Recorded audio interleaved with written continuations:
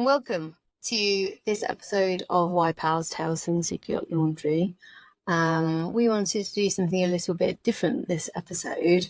Obviously, all of our podcasts previously have been ladies with experience and been on board, but today I am joined with Megan Hartwood. Welcome. And she has just completed her STCW, so she's going to be on board. Okay, all right, let's see what comes up. I wanted to really understand and really put out a lot of information on the whole journey. So from the start to the end, we will cover every issue that comes up. So Agnes really kindly offered to be my guinea pig for this. Welcome. Thank you. So obviously in the beginning we do different all of our previous episodes. We just need. So if you tell me about where you're from, what you've been doing, then where did I do a bit too? So I'm from Bournemouth. I was born in Bournemouth.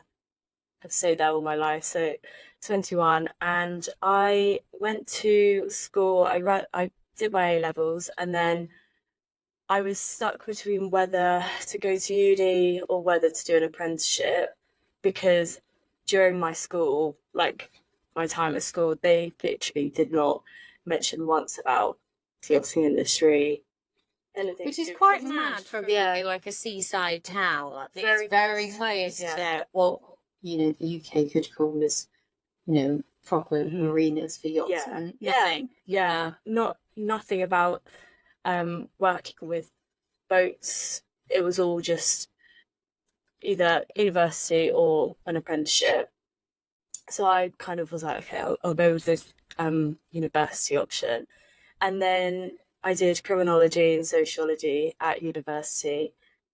And it was I kind of put it to the back of my mind that I was graduating soon, but towards the end of second year, start of third year, I was kind of thinking, I can't imagine myself going to an office. So with sociology and criminology, what would have been the natural career progression from those degrees? It would have been something to do with like the police, probation, and like intelligence, things like that.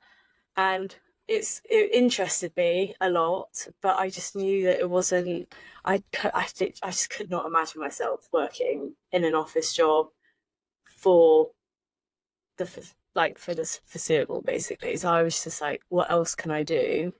And then that was when me and my friends started watching Below Deck, and I was like, is this a thing? Can I work on yachts?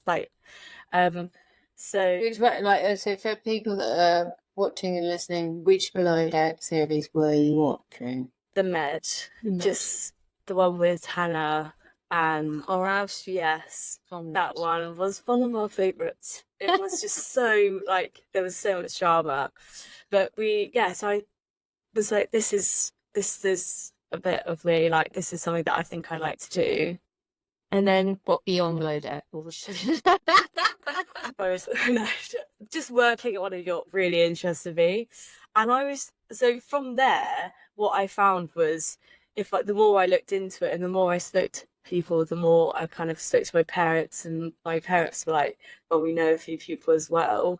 You just create a network of people, and then there's a lot more, you just get a lot more information, and you realise actually a lot of people do this, and it's really an amazing career because you can travel, work. Were you a bit shocked that it is actually a career option? Yeah, I didn't even think that it was real. I literally watched Below Deck and I thought, that'd be so cool, working on a yacht. That'd be amazing, traveling, it looks amazing. And then a few of my friends were like, well, I'm doing it.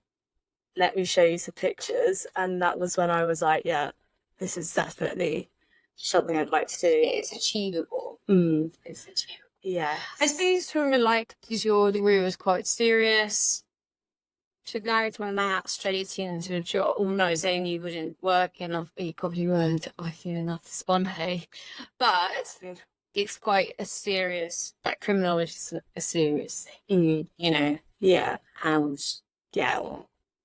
what? Yes. And for some people it's really good, like they go to London, and they enjoy it. But I'm that type of person who just can't. I struggled with uni to sit down and, you know, concentrate on something. Would definitely say I'm way more proactive and just has to be doing something.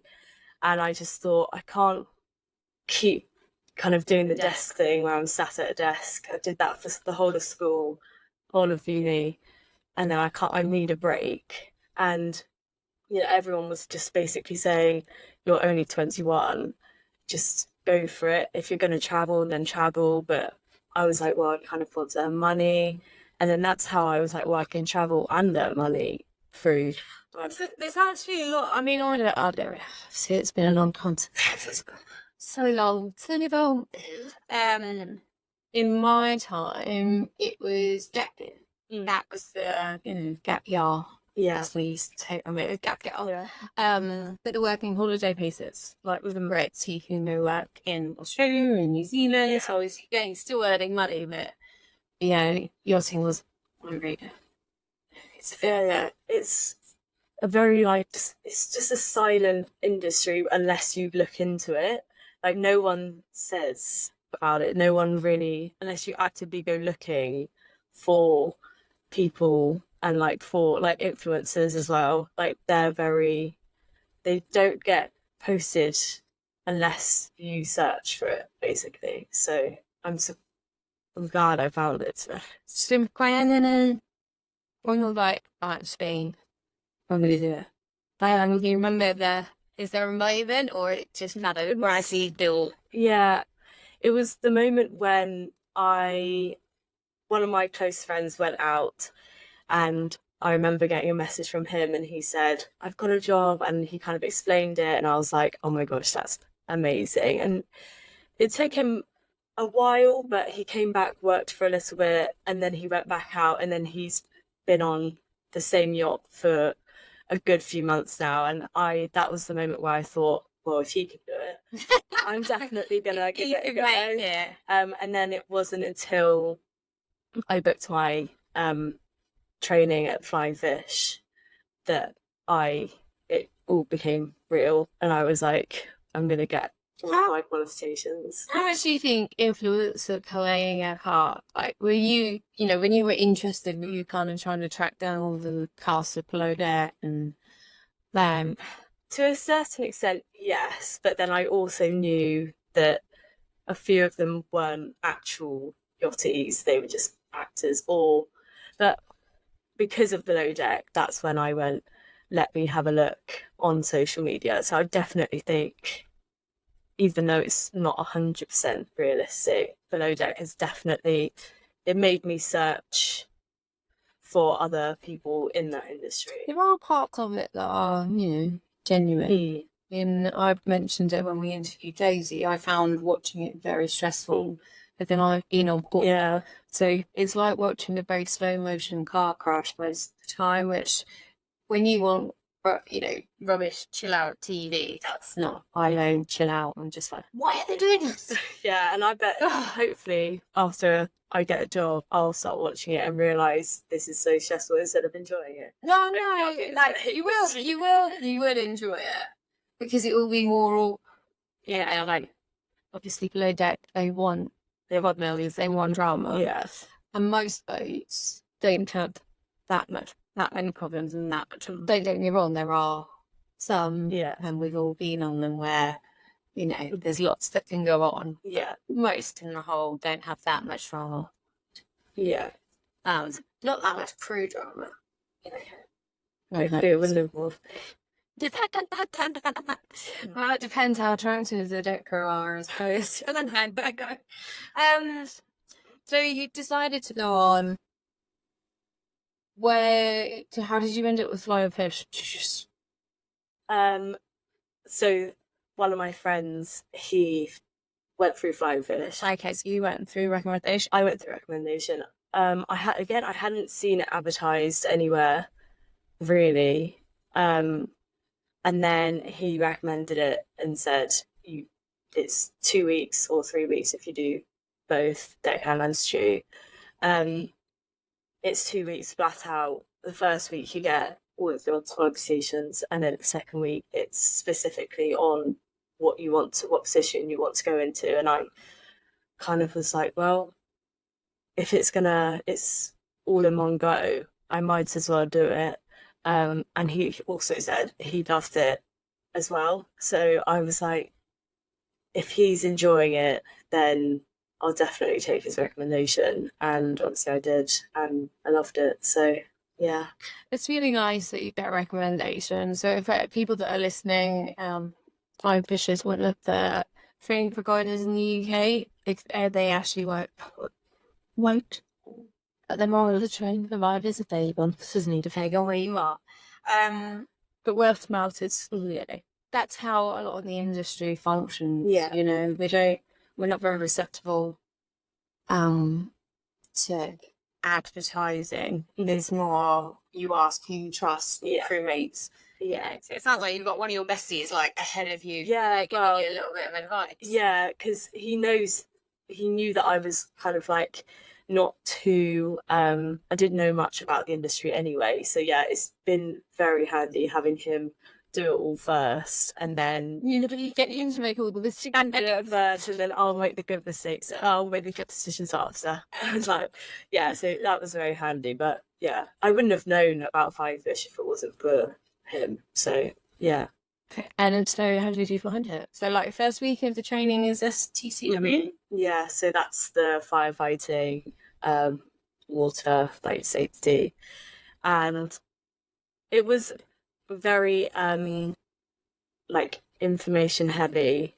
Most of the days were kind of 8 till 6, and it's just information. But it was all just so interesting anyway, so it made it so much easier. And then the firefighting was like, I'm proud of myself for doing it, but it was so scary. Did you find it scary? I found it more just like the heat, even I had leggings on, and then I had the suit on, still burning my legs. And it was just so like, I think because it was our group was one of the last to go, and we kept seeing people being taken out by the firefighters just because they were getting too much, and we were kind of sat there like, what are we about to get ourselves into? But afterwards, like, we were all so like proud of ourselves for doing it. And it's not only is it really important to have, it's like such like an achievement as well. Like, no, you just get it just into reality. You know, the stuff that you learn firefighting with the SCCW would be worthwhile with all that. Yeah. And most office jobs, when they talk to you about fire, and they basically say get out of the building, they're away in half an hour. Obviously on boats, you kind of get full experience. You're like, it's going to sink in because like there's literally heat coming from over there and you can't just leave it. That is it. You have to kind of do something about it. Yeah, so I mean, I found it even just putting just a small fire with like in a pan, putting that out with a fire extinguisher was quite a scary thing, because I've never had to do that before ever. But then obviously going from that to being in the metal like cages sort of thing, it was pretty thick. Yeah. It's a bit experience. So what about water? That was so much fun. It was actually a lot of fun. Like, obviously, because they can't properly recreate things that show in the pitch black dark or in the waves, there wasn't many waves, but it was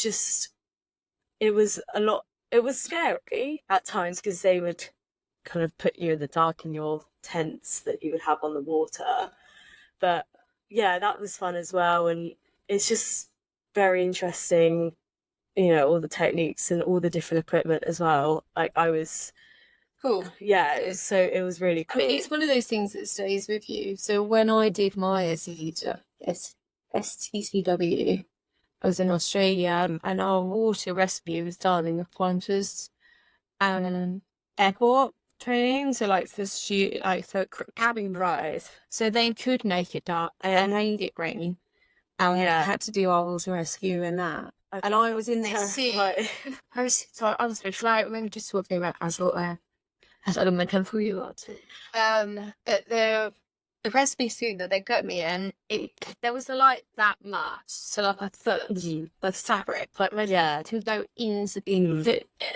So I'm like this weird jellyfish thing, like trying to do it. It's hard. You forget how hard it is to sew in clothes as well. Like a lot of us were thinking, I'm trying to save myself, let alone people on our yacht as well. Like I'm gonna have to try and be saving them. It was a lot, but it was so much fun. That was one of my favourite parts as well. Being in the sea, was it warm?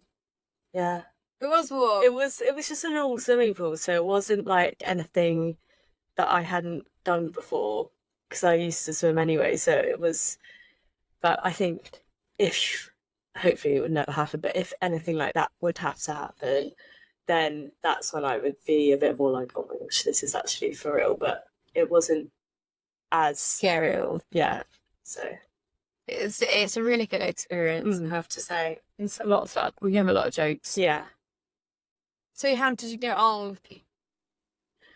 We got on so well. Like, just because you're so similar and you all want to go down the same route of being a yachtie and working on the yachts, we're all so like-minded that we just naturally got on really well. And the one thing about Flying Fish as well is they put you in through two houses with stewardesses, and it kind of pushes you in the deep end because you're living with random people who you've only just met. Mm-hmm. And not only that is you're sharing a room with one of them as well. So I liked that because it prepared you for what it would be like.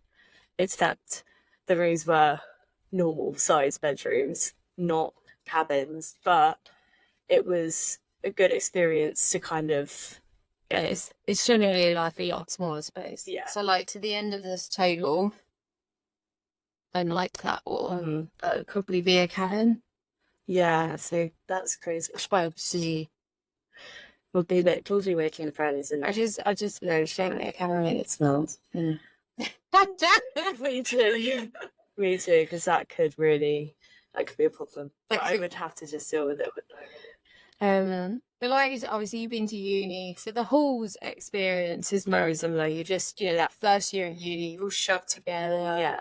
And then you move out with the people that you smoke with. Yeah. I mean, it's the whole like your parents drop you off, you're left with complete strangers, and you just have to kind of put yourself out there. I still remember being dropped off by my parents, and my mum was like, right, I'm going to go now, but you have to go and sit in the kitchen with everyone else. You have to go socialise, because if not, you'll just be completely lost if you don't go out there and socialise. So you do have to push yourself and like push yourself out your normal kind of routine of being with people you know. So I definitely think uni has helped me kind of know how to approach those sort of situations. Getting the cream ass. 5 hours, that covered is. Yeah. And just like adapting and just making the best out of the situation. Because at uni, you can come across people who aren't as like you. So you have to kind of just adapt to that and just pick who you're friends with the most and kind of just go with it. But sometimes it's obviously not as easy. Sometimes you can come across people who you think you would get on with, and then obviously at uni as well, you pick your second year houses so early that you could make a mistake of living with people you actually don't necessarily get on with. So it's definitely prepared me. Okay, unfortunately you don't get a big crew. No, exactly. So, but it's with a positive attitude and you just get on. Just hope your candidate doesn't smell. Yes. That was the only thing I could struggle. I could stay, even with guys, you're not allowed to do that close alignment at all now. No. But if it was a guy, I think I could share in a cabin with all the guys on didn't smell. Have you had someone who smelled before then? So it's kind of, but the thing is with the job, so you'll find this, you become a bit OCD anyway. It's the cleanest environment you'll ever live in. Yeah. Ever. Like, I'd love to say my house is that thing, but it's just not. It is. And it breaks my heart on a daily basis. But it'll be the cleanest environment you've ever been in. So to be smelly on a boat, just like, it's a big no-no. Yeah. But you are Breens. If you ever. Yeah. For the first. Yeah, maybe back with it, but yeah, no, it's good. So obviously at Flying Fish you did interior and deck. Yeah. So I started out just going purely for the interior, so the stewardess course, and then, which I did really enjoy. Like, it was really interesting. It was, again, really full on. There was like barista training, knowing how to fold napkins, toilet paper, the right ironing. All of this was like completely new. I didn't want to make it on. My mum doesn't trust me to iron. She doesn't trust me to iron. She does things so in her own way. She doesn't trust me to iron, and only up until about a week ago, she trusted me to wash the dishes in the sink, because she didn't think that I would do a thorough enough job and get all the food out. Your mum would have been an amazing steward. I think she would literally be an incredible award. Yeah, she's amazing. Yeah. So she's only just kind of, it's quite cute, really. But yeah, so all of that on the stewardess course, like, it was a full-on week. What's going on? I know how to, like, You know how to load dishes. Oh yeah. See, I think my mum forgets I've been at uni for 3 years. Granted, I don't think I ironed one thing while I was at uni. But I've learned how to, like, I know how to clean, I know how to do all of that, but she's I won't, not in her hands, no. But yeah, but I need to come back. So like, I've always started with my stepson. You know, obviously I lived with him before he went on yachts. Yeah. And I remember quite, like, before he was there, when I was like, I can't wait. He was like, why? I'm like, because then you'll come back. Yeah. You're after yourself. The only gutting thing is I can't send my husband. Yeah. Like, I'd love to send him away to be drilled by a stew, so he picks the bathrooms up. Yeah. So then when he comes back, he's twice. Yeah. He knows how to. He knows how to. You'll be amazing. Your mum will be so good. I think I was saying to you earlier, but being brought up in is a good thing, but being brought up in such a clean house where if something spills, we clean it up straight away. You don't leave it and it come back to it. Like, if you drop any sort of like, your parents are house very house. They've worked hard. Yeah, they've worked very hard, so they're very house proud. But that's also a very good thing for when 100%. I go on the yachts, because I would say I'm probably used to being cleaned I'm drilled to kind of That's good. be clean. That's good. So if any like two stews out there on this episode and you've heard back door, honestly, we're halfway there already. Yeah. I've interviewed lots of guys in positions. Honestly, he'd be fun.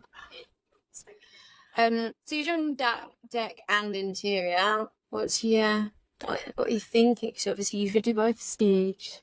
Was the decisions not made? It's not made because there's pros and cons to each. I think for the deckhand course, I really enjoyed the power boating. We went out on Fishtails, their big yacht, and I enjoyed all of that side. I enjoyed like the navigation sort of side, the jet skis I loved. It's more just like the cleaning side that was just quite tedious, like, but then again, that would be like for the interior as well. I preferred the more hands-on, going out and about doing the water sports sort of stuff. But then for the interior, like, I really enjoyed like the cocktail making and just knowing how to be the best stewardess. And the silver service was just so interesting how intricate it was and how, you know. But yeah, it's still like there's pros and cons to both. I enjoyed both, and there was things that I didn't enjoy so much for both sides. But yeah, I think just having both, being able to put on my CV that I have a week. Well, I had a little bit of training in both, which helped me a little bit. But yeah, I have Jury's out. yeah, I'll have to look to get on a yacht and See, I've got friends on both. So there's very good ladies that I know. Miss Ram was one of them. So she's outside. But it was never for me. yeah, I didn't like to be honest. yeah. And It's just what I found with the deckhand course was a lot of the people that I was doing it with had experience with like sailing, yeah. and just things like that. And I didn't. They had experience with tying the ropes, and me and my family, considering we're down by the beach, had never got into sailing or water sports. We're more, I mean, we are outdoorsy. I did D&D, so I can be outdoorsy, but I'm more, I would say, more interior. And I ties it to you now. Which way you want to go? Let's see. So, how do you feel about going to other countries without your parents? Because that's the thing. I have only ever been far. Like, me and my family do quite big holidays all together. Like, we've been quite. I would say I'm quite well travelled, but that's just because I go with my family. So I don't know.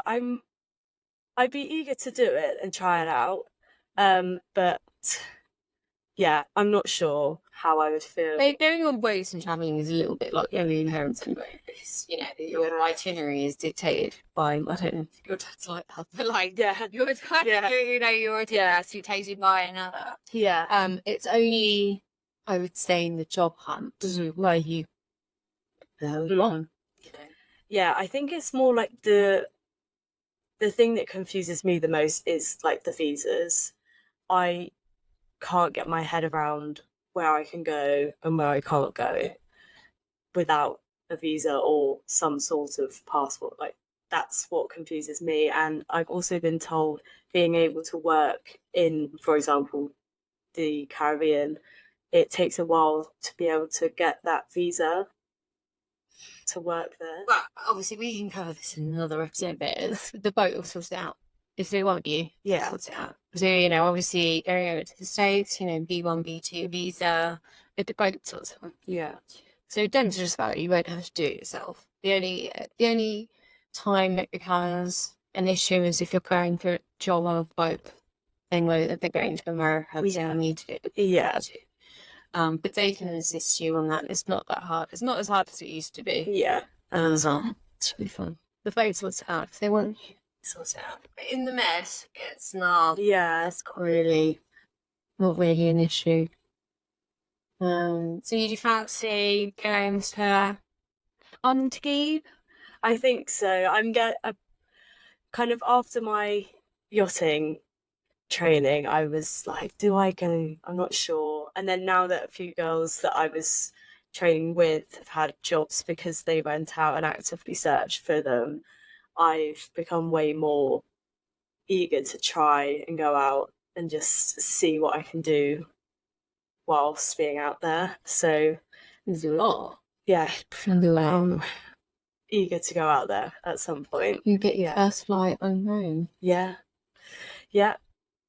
It would be my first ever flight by myself. That's so exciting. Yeah, so yeah, it's very exciting, and yeah, but I've got a lot of people helping me as well, so hopefully I'll be able to find. You'll see, I was fine today. I don't doubt for a minute that you won't get a job on board. It's just really nice to. God, I'd love to go back and watch. Oh my God, it has been back and forth now, but it's that whole, obviously talking to you, it's like reliving that life. And also now, there is so much more support. Yeah. You know, if you go to Monty, the crew houses are very supportive now. I assure that you've got the RS1, got crew help number on your phone.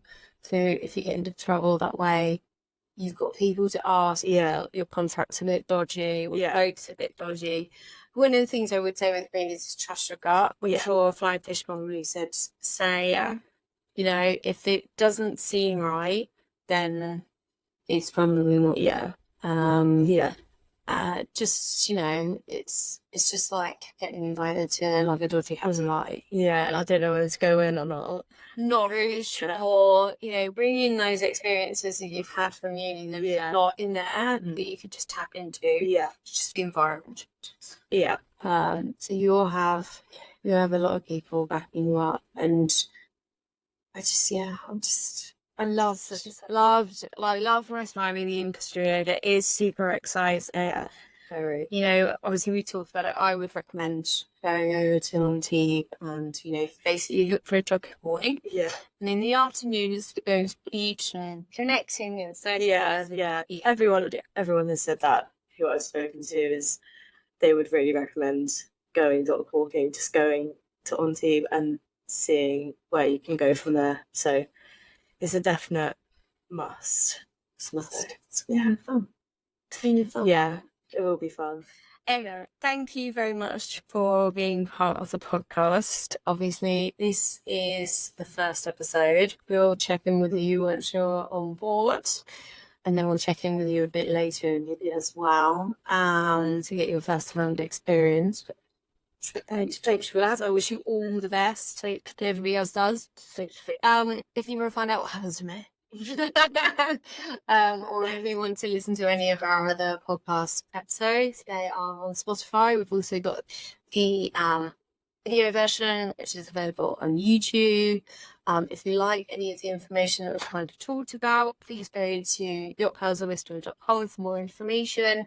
If you want to get really involved, we've got our community app as well, so we talk about all of our topics in more detail on that.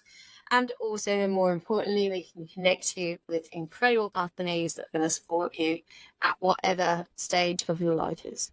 So yeah, I wish you all the best. I wish I was knowing with you. Sorry for that. I don't think we else going to up for it. But yeah, so thank you very much for joining us in this episode.